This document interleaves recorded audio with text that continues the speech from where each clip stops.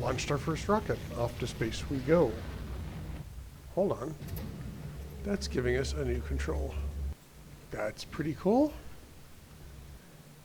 Check out our whole map. No need to put radars on it. Hold on. Weapons cache. What's this? Ah, it's got some guns, some stuff. I can get that in my jetpack. That should be easy. And we got some stuff needed for science. That wasn't so hard. Let's do it again. Universe Explorer. Alright, let's check that out. Oh boy. Let's launch another rocket.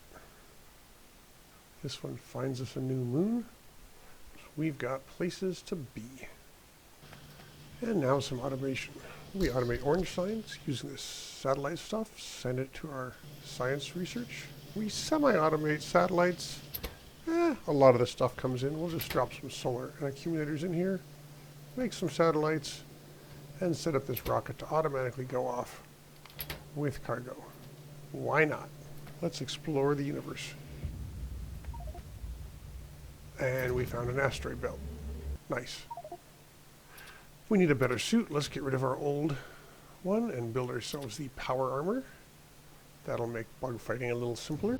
Now for our CME defense. It will demand a huge amount of power all at once, so we stick steam in things. Now let's test out what we've got with these meteor defense towers, which will draw a lot of power. The A in the right, that's the amount of power in the accumulator. It drops to 10%, and our steam turbines kick in. They should hopefully be able to run steam to the very end. Of course, they're not producing enough power because I didn't hook them all up, but steam's going to the end. It looks like this row of 20 steam turbines gets steam all throughout. This looks promising. Okay. Now, power goes back and forth between the accumulator and the steam engines. It kicks back and forth. Accumulators drain as they discharge, and then the steam engines take over, and 2.4 gigawatts of power available. In theory, this might be enough to handle the demands of a CME. Oh, look, another planet. Alright, let's check out this asteroid belt. It's got a funny red thing on it. Hello. Touch to capture. Looks like a bunch of guns. I don't know, will they attack me when I get close? Alright, we'll have to check this out later.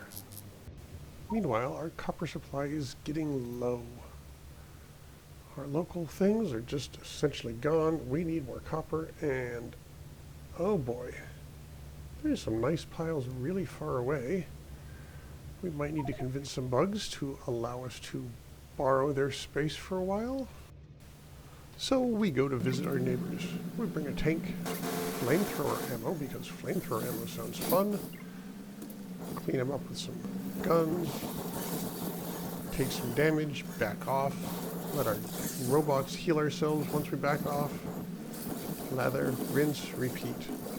Our neighbors seem to understand our position on this matter, and somewhat grudgingly, we convince them one by one that we really would make better use of this land if we exploited it properly.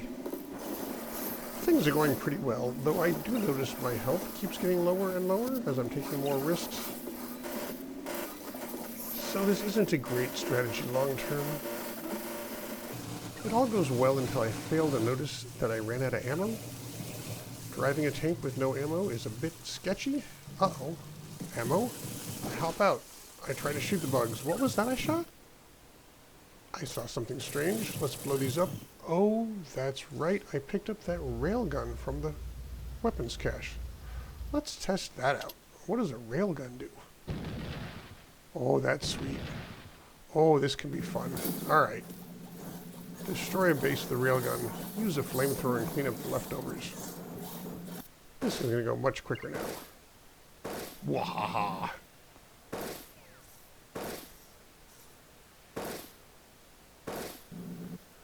Our later neighbors we negotiate with come to the conclusion that it's our land much quicker than the early ones.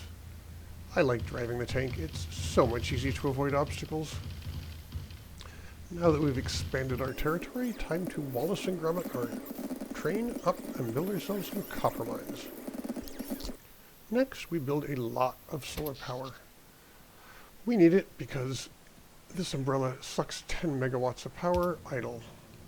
That plus a meteor defense, we need a lot of power. So, 100 megawatts of power, it's a good place to start. We build a cargo rocket to go to novice orbit. We'll have to figure that out soon. Meanwhile, a CME appears to be heading to our planet in a minute. Let's get on that.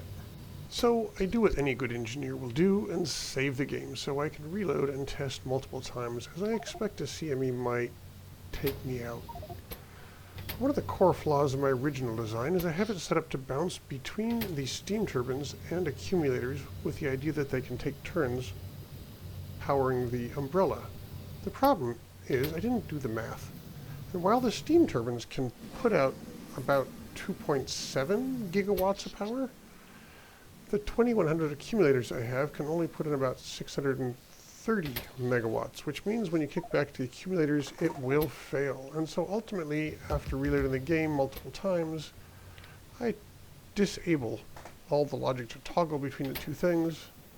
I tell all the pumps to always be on, and I set up a little bit of gate logic to basically say once the system kicks over to steam turbines, that it will have to stay there for 2 minutes, and only after 2 minutes can it switch back to accumulators. And so even though the accumulators get charged up from these steam turbines, this counter here prevents them from going back, and the steam turbines will stay on the whole time. So it will charge the accumulators, but more importantly, it will defend from the CME. Oh, I do notice that my power is not quite what it is. It's because I forgot to plug in one line. Oops, let's go fix that. I guess this pump right here was still set to only turn on when the accumulators are low. Alright, that's fixed.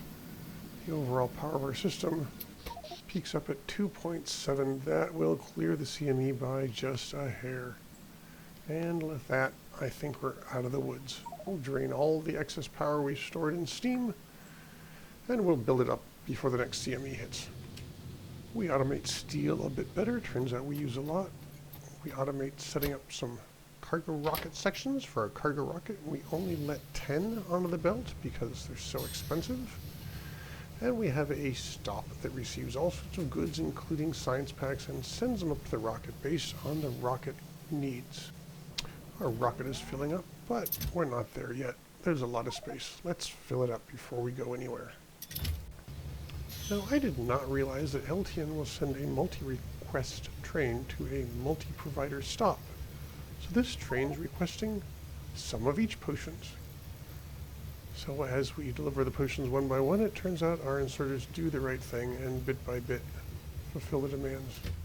That's kind of cool. And of course, the stop that was requesting them was the science packs we need for our rocket. Let's get out of here. So, the rocket's not quite full yet. I've got space left, but I'm tired of waiting. Let's send it off to novice orbit. See ya.